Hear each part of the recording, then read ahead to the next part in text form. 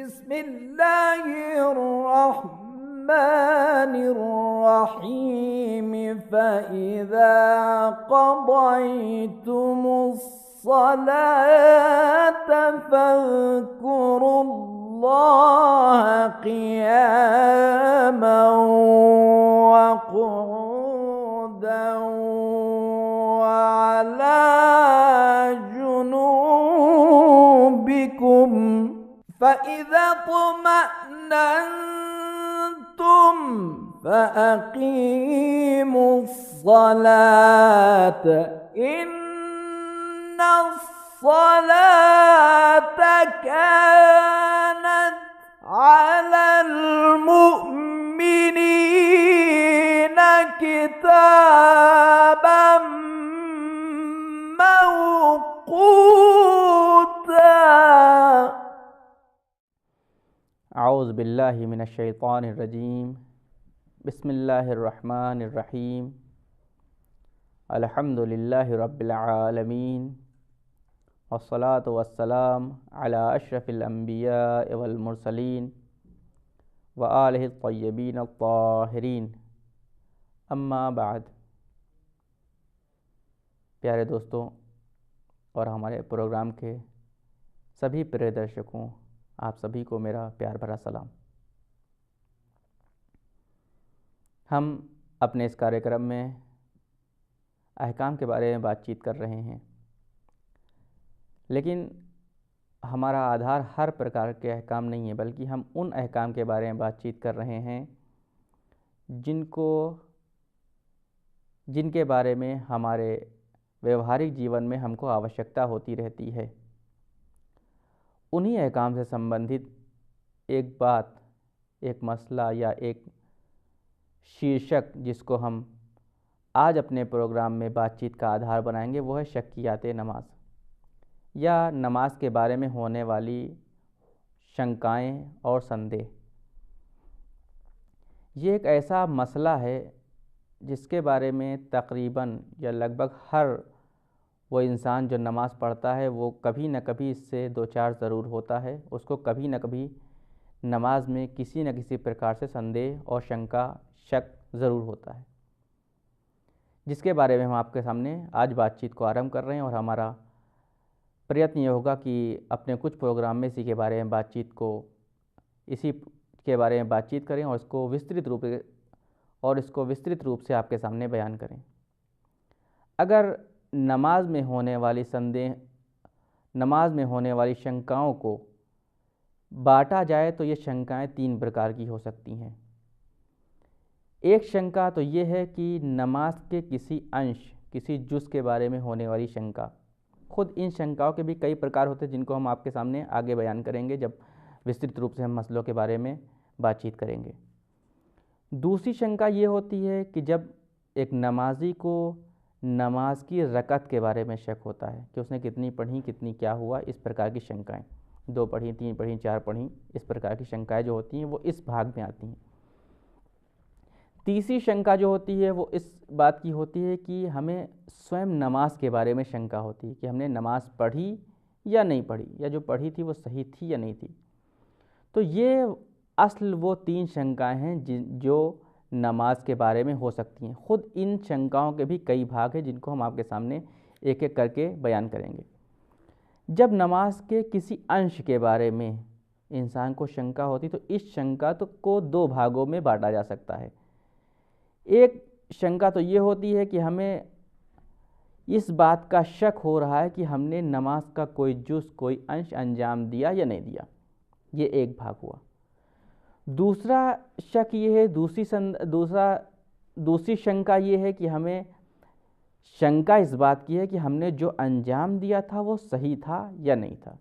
तो ये 2 चीज़ें हुई जो इस भाग में है कि नमाज के अंश के बारे में जो हमको संदेह हो।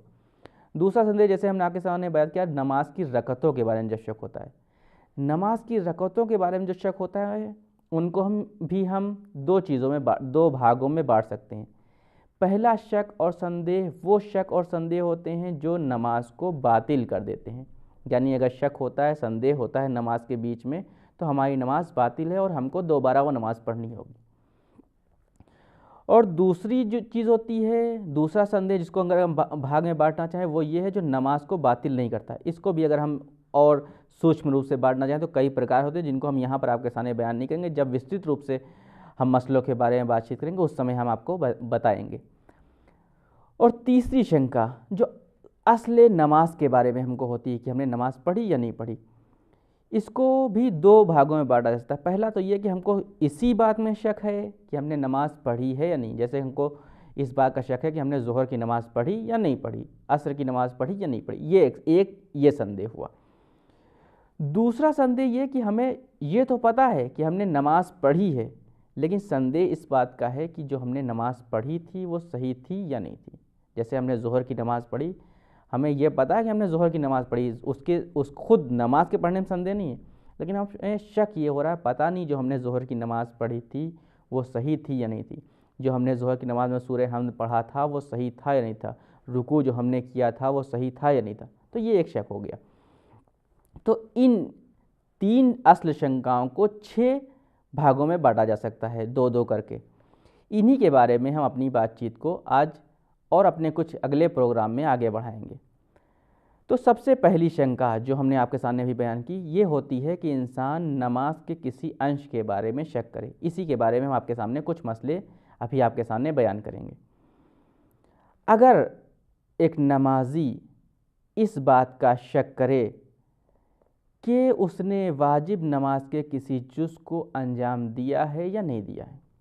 इस जहाँ पर हमने वाजिब क्यों कहा है, इसलिए कहा है कि अगर मुस्तहब नमाज़ों में संदेह होगा तो उसका मसला अलग होगा। तो अगर इंसान वाजिब नमाज में इस बात का शक करे कि उसने उसके किसी जुज़ को, किसी अंश को अंजाम दिया है या नहीं दिया है, तो अगर यहाँ पर अभी शक हुआ कि हमने अंजाम दिया नहीं दिया, तो अगर उसने दूसरे किसी जुज़ को शुरू नहीं किया है और उस जगह से नहीं गुजरा है, जैसे कि उसको शक हुआ कि उसने अलहम्द पढ़ा है नहीं पढ़ा है, दूसरा सूरा पढ़ा है नहीं पढ़ा है, तो अभी वो अलहम्द और सूरे के ही स्थान पर था, यानी रुकू की मंजिल तक नहीं पहुंचा था। तो अगर ऐसा है कि उसी मंजिल पे है और अभी दूसरी भाग में नहीं पहुंचा है, तो उसको चाहिए कि उस चीज़ को अंजाम दे और उसके बाद अपनी नमाज को आगे बढ़ाए। जैसे हमने आपके सामने मिसाल दी, अगर एक नमाजी को शक ये होता है कि उसने सूरह हमद पढ़ा है या नहीं पढ़ा है, शक ये होता है हमद के बाद दूसरा सूरा पढ़ा है या नहीं पढ़ा है, तो अगर वो अभी रुकू में नहीं पहुंचा है तो उसके लिए वाजिब ये है कि वो हमद और सूरे को पढ़े और उसके बाद रुकू को अंजाम दे और उसके बाद अपनी पूरी नमाज को आगे बढ़ाए। लेकिन अगर वो, तो ये एक मसला हो गया, अभी वो आगे नहीं बढ़ा था। उसके बाद बात जो आती है वो ये है कि अगर इंसान को शक होता है कि उसने अंजाम दिया नहीं अंजाम दिया, मसलन हमद सूरा पढ़ा नहीं पढ़ा, लेकिन वो उस स्थान से आगे बढ़ चुका है, यानी रुकू में पहुंच चुका है,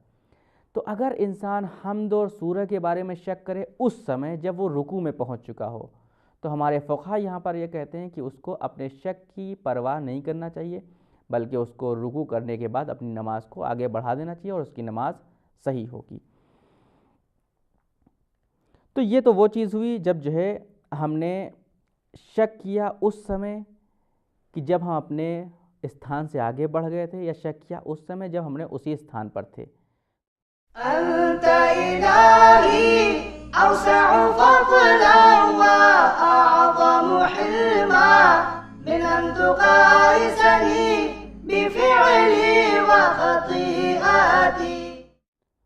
अगर इंसान सजदे में जाते समय इस बात का शक करे कि उसने रुकू किया था या नहीं किया था, तो इंसान को चाहिए कि अपने उस शक की, उस संदेह की कोई परवाह न करे, इसमें आगे बढ़ जाए। यहाँ पर एक मसला, एक बात जो ध्यान देने वाली वो ये है कि हमने अपने पिछले किसी प्रोग्राम में बताया था कि रुकू एक रुकन है, अगर भूल जाए तो उससे नमाज बातिल हो जाती है, चाहे वो भूले से अंजाम छोड़ दे या जानबूझ के। तो यहाँ पर उस मसले को मिलाने की आवश्यकता नहीं, यहाँ पर शक की बात है, यानी हमें शक हो रहा है कि हमने रुकू को अंजाम दिया था या नहीं अंजाम दिया था, लेकिन वहाँ पर जो बात थी वो भूलने की, यानी रुकू भूल गया था, सजदे में पहुँच गया था, उसके बाद उसको याद आया कि हाँ हम रुकू भूल चुके थे, यानी याद आ गया था कि भूले थे। यहाँ पर सिर्फ़ और सिर्फ शंका है इंसान को कि पता नहीं कि हमने रुकू को अंजाम दिया था या नहीं अंजाम दिया। तो अगर सजदे में जाते समय ये याद आए कि रुकू ये संदेह हो कि रुकू अंजाम दिया था या नहीं अंजाम दिया था, तो इंसान को अपने उस संदेह की फ़िक्र नहीं करना चाहिए और अपने नमाज को आगे बढ़ाना चाहिए, उसके ऊपर कोई अमल नहीं करना चाहिए। तो ये वो चीज़ थी जो उस समय पेश आई जब हम सजदे में जा रहे थे, हमें रुकू से संबंध में शक हुआ। उसके बाद एक बात यह है कि जब इंसान खड़ा हो रहा है, खड़े होते समय इंसान को ये शक होता है, यानी वो सजदे में के हालत में था या बैठा हुआ था, उस समय खड़ा हो रहा है, खड़े होते समय उसको ये संदेह होता है कि हमने सजदा अंजाम दिया था या नहीं अंजाम दिया था।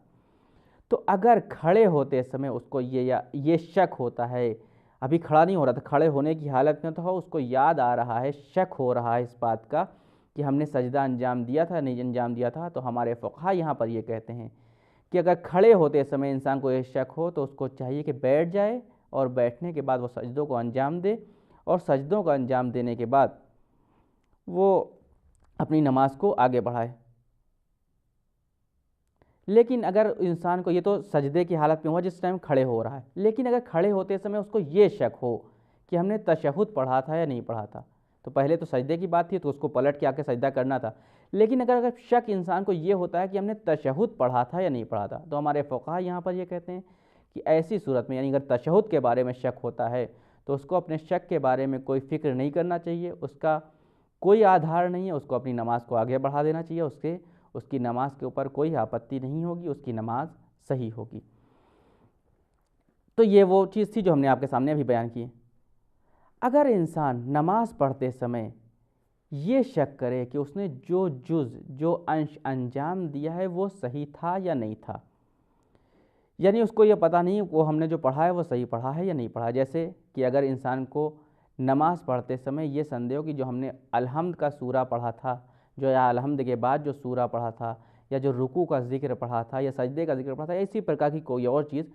या हमने जो रुकू किया था या जो सजदा किया था वो सही था या नहीं था, हमें शक हो रहा है। असल करने के बारे में शक नहीं, बल्कि शक इस बात का है कि हमने जो किया है वो सही है या नहीं। जैसे कि हमने जिस समय भागों को दो भागों में बांट रहे थे शक को, उसी समय बताया था। एक शक तो ये होता है कि हमने किया है या नहीं किया है, तो हमने उसके मसले आपको बयान किए। अब शक इस बात का है हमने किया तो था लेकिन सही किया या नहीं किया, तो इसके बारे में हमारे फ़ुक़हा या क्या कहते हैं। तो हमारे फ़ुक़हा ये कहते हैं कि अगर इंसान को शक इस बात का है कि जो हमने काम अंजाम दिया है, जो हमने अलहम्द का सूरा पढ़ा है या जो हमने रुकू किया है वो सही था या नहीं सही था, तो हमारे फ़ुक़हा यहाँ पर ये कहते हैं कि इंसान को अपने शक की फ़िक्र नहीं करना चाहिए, बल्कि उसको ये समझना चाहिए कि उसने जो अलहम्द का सूरा पढ़ा था या जो रुकू किया था वो सही किया था, और उसको अपनी नमाज को आगे बढ़ा देना चाहिए, उसकी नमाज सही है। ये तो वो चीज़ हुई जब हमको संदेह इस बात का हो रहा है कि हमने जो किया था वो सही था या नहीं था। इसके बाद जो एक बात आती है वो ये है कि कभी कभी, ये तो वाजिब नमाज़ों के बारे में हो गया, जैसे हमने बताया कि शक दो प्रकार से हो सकते हैं, या वाजिब नमाज़ों में होंगे या मुस्तहब नमाज़ों में। तो जिस प्रकार वाजिब नमाज़ों में संदेह होता है उसी प्रकार मुस्तहब नमाज़ों में संदेह हो सकता है, और जो हुक्म वाजिब नमाज़ों में बयान किए गए हैं संदेह के, वही हुक्म वही आदेश मुस्तहब नमाज़ों के बारे में भी संदेह के होंगे। लेकिन यहाँ पर एक बात मैं अभी कोट कर दूँ कि जिस समय नमाज की रकतों के बारे में शक होता है उस समय मुस्तहब और वाजिब नमाज़ों के भाग बढ़ जाते हैं, उनके मसले अलग अलग हो जाते हैं। तो ये वो मसाइल थे जिनको हम संक्षेप में, हमने बहुत ही संक्षेप में आपके सामने नमाज के शक से संबंधित आपके सामने बयान किए। ये वो मसले, यानी जब हमें अंश के बारे में, नमाज के किसी अंश के बारे में संदेह हो रहा था, वो हमने आपके सामने बयान किया कि ये संदेह दो प्रकार का होता है, या हमें संदेह इस बात का है कि हमने वो अंश अंजाम दिया है या नहीं दिया, उसके ख़ास मसले जो हमने आपके सामने बयान किए। उसके बाद हमें शक ये होता है कि हमने उस अंश को अंजाम दिया है या नहीं अंजाम दिया है, जिसके बारे में हमने आपके सामने मसाइल को बयान किया। शक से संबंधित और भी बहुत सारे मसले हैं जिसको हम अपने आगे के प्रोग्राम में आपके सामने बयान करते रहेंगे। तब तक के लिए मैं आप सभी को ईश्वर की पनाह में सुपुर्द करता हूँ। वस्सलामु अलैकुम वरहमतुल्लाहि वबरकातुहू। अस्अलुक या रब्बि क़ल्बन सलीमा व लिसानन सादिक़ा व अस्तग़फ़िरुक लिमा तअलम व अस्अलुक खैर मा तअलम وأعوذ بك من شر ما تعلم، فإنك تعلم ولا نعلم، وأنت علام الغيوب، برحمتك يا أرحم الراحمين.